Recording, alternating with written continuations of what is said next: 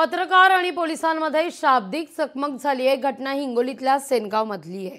सेनगाव या ठिकाणी पोलिसांची माध्यम प्रतिनिधींना अरेरावी सुद्धा आहे। नेमकं काय घडलं होतं आपण पाहूया। सांगा मला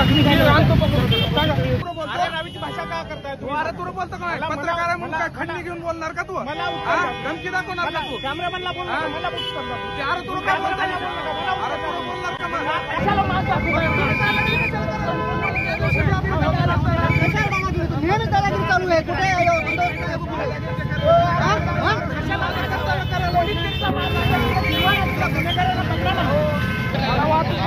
तुम्ही पुरी शूटिंग घ्यावं, शूटिंगची मीटिंगच दाखवू नका मला। काहीच नाही, जे करायचं ते करू।